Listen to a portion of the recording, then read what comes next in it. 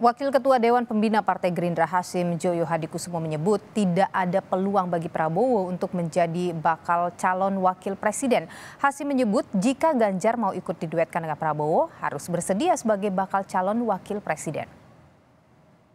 Ya, saya kira terbuka kalau Pak Ganjar mau ikut Pak Prabowo dengan catatan ya Pak Prabowo calon presiden. Ya, saya kira sudah tidak mungkin lah kalau Pak Prabowo calon wakil presiden.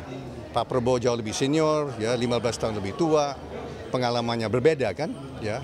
So saya kira kalau Pak Ganjar mau ikut, mau diduetkan atau diduokan dengan Pak Prabowo, ya saya kira kami terbuka untuk itu, Pak Prabowo terbuka ya.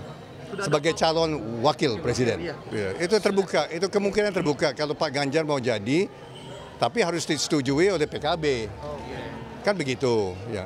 Itu harus disetujui PKB, tapi terbuka lah.